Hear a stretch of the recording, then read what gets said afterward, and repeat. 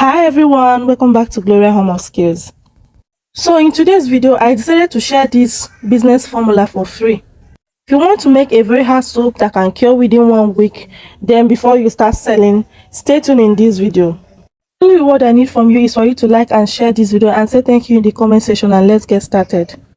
So here is the oil I'll be using. I'll be using palm kernel oil 500 mils and tallow oil 1500 mils. Remember, I told you this oil is already heated, so heat it for at least 60 degrees is okay.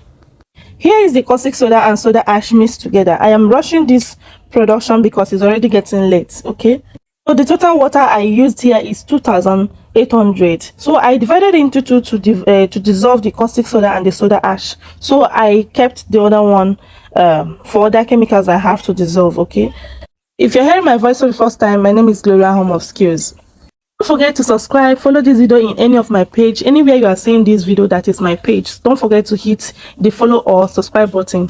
There are videos about soap making, DIY, and some business ideas. So this is the oil. I have already heated it. I told you guys previously. You can heat up your oil for at least 60 degrees is okay. So pour everything in there and mix it properly. Don't waste time here. Make sure you stir it properly. You don't need to waste time because we need the heat to cook the soap. Okay, we need the soap to gel. So remember, I said that the caustic soda and the soda ash is mixed together. So I divided the total water because I told you that I used 2800 mils of water to do this production of soap. So I divided the water into two to dissolve my caustic soda and soda ash. Then I left the remaining. So I'll be using it to dissolve other chemicals. So stay tuned and keep watching. So after stirring this, the next thing for you to do is for you to cover it and allow it to gel, and come back to it later. These are the chemicals I'll be dissolving. This is kaolin clay. I'm listing all the measurements here. So this is sodium sulfate, and the next one is calcium carbonate. Measurement is on the screen, so make sure you follow this video. Don't come and tell me that you follow my video why you did not follow the measurement. You have to follow the video and follow the measurements. Okay, so I boiled half of the water. I removed about 200 mils for me to dissolve my color. Okay, so I have to boil this. When I boil this water, I did not allow it to boil. I just allow it to heat up. You can see how smoke is coming out, but it did not boil. So that allow it to boil too much. So I use it to dissolve my sodium sulfate. After dissolving my sodium sulfate, I will pour the dissolved sodium sulfate into the kaolin clay. So stay tuned. So the reason I am pouring it in the kaolin clay bowl is because the one I'm holding, the one I used to dissolve the sodium sulfate, is not big, so it will not be enough to contain all the water I used here. So that's why I'm adding it into the kaolin clay bowls. Okay, so the rest of the sodium sulfate did not dissolve well, so I have to keep this aside. You can see I poured some of them in the kaolin clay bowl, so I have to keep some of them aside and allow it to dissolve. Then I added the calcium carbonate. Kaolin clay, sodium sulfate, and calcium carbonate are doing the same work. Okay, sodium sulfate makes your soap to be very hard, and it also makes your soap to have weight. So the calcium carbonate is a binder that binds your soap and also make it stronger. When I pour the calcium carbonate, I found out that there are some that are left out into the bowl, so I have to pour the hot water there for me to get everything. That is why I'm adding it from this pan. I would have added it from the pot, so don't get confused. Okay, I hope you are following. If you find this video interesting, please like the video. That's the only thing I need from you. Like and share. Say thank you in the comment section. This formula is a business formula you can sell, and it gets hard within 1 week. It cures within 1 week.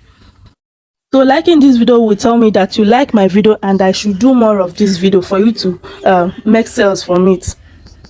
I just poured the remaining sodium sulfate that refused to dissolve. I poured everything in here, and the next thing I'm doing here is dissolving it properly. So please make sure you dissolve it properly. Okay, once you don't dissolve properly, you'll find out that there are some that are underneath of it that is not dissolved. So make sure you dissolve it. You can see all the things that I'm using here to dissolve it. Okay,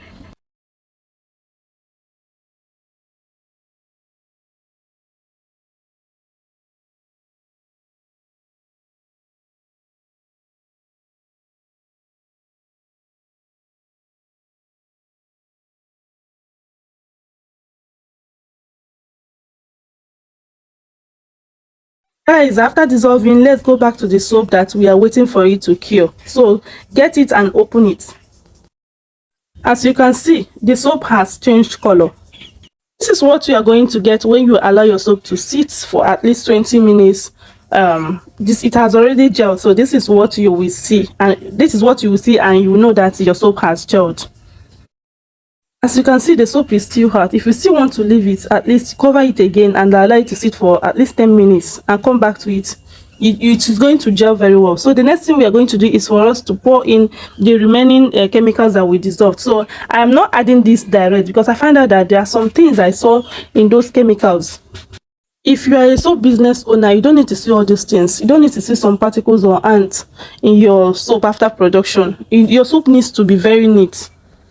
It has to be neat and smooth. Okay, didn't pour everything here. I poured half of it so that I can dissolve this and get back to it. Okay, I don't want to pour everything so that it will not be hard for me to dissolve.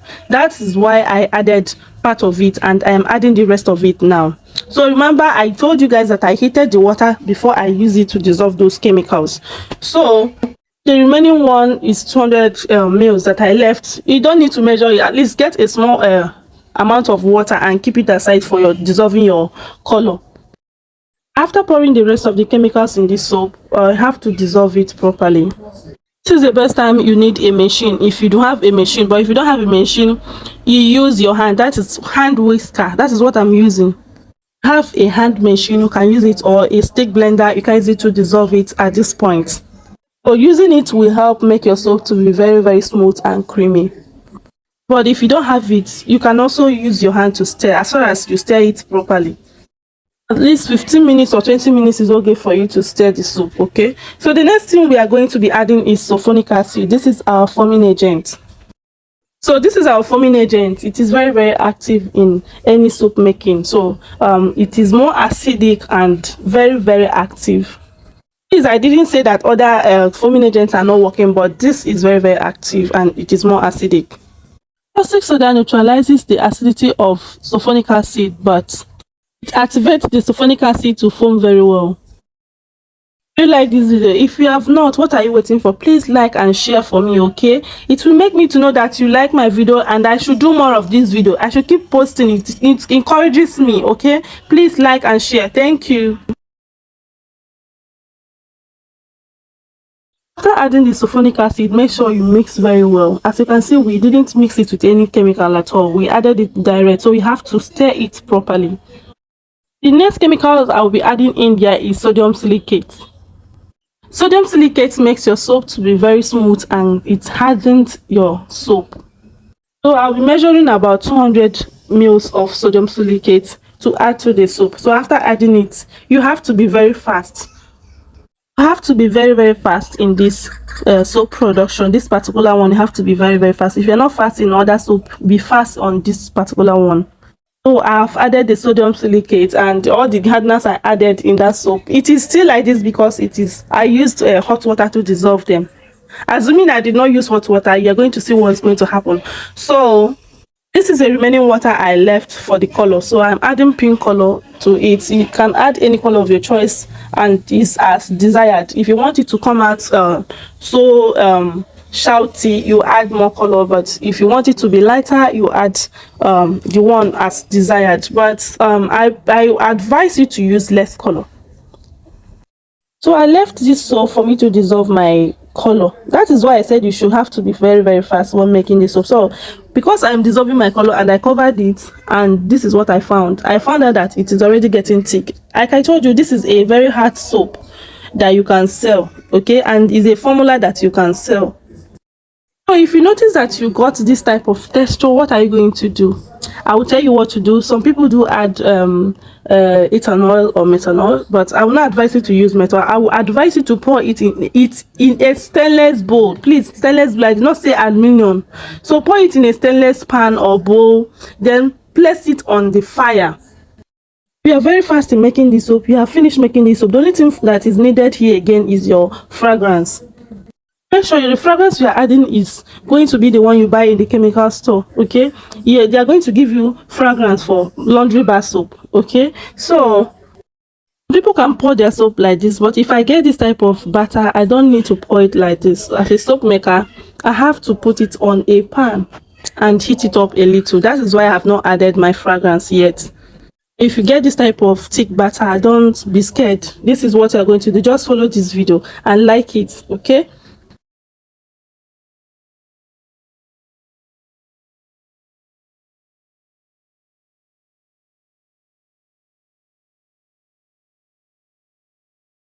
So this is me heating it up. As you can see, it is already melting. If you're looking at it here, it's already melting. Okay, so once it has melted, the next thing to do is for you to add your fragrance, and you have to bring it down while adding your fragrance. You don't need to do it on the fire. Bring it down, add your fragrance, and pour it in your mold. That's all. So you are going to see the consistency that I got. As you can see, once it has gotten like this, you are good to go. You are good to go to pour it in your mold. That's all. So I didn't show where I poured it in a mold because everywhere is already dark. So make sure you watch this video to the end to see how this soap is molded and how I was able to cut the soap and how I got that design you saw previously. So stay tuned and don't forget to like and share this video. Thank you. So the cutter you're going to see in this video, you can purchase it from me, okay? It comes with a 2 cutting set of soap. You can cut up to 2 sizes of soap. That's what I mean. It comes with 2 big molds that can contain 9.8 mils of soaps, and it also comes with a groove, a stamp, and a trimmer. If you want it, just use this number on the screen to contact me and you will get it from me, okay? If you also want to learn more on soap making, just use this number on the screen to write me on WhatsApp or Telegram, and I will teach you like a layman. I'm going to cool down to teach you how to make soap, on how to make soap for business also, okay? Keep watching.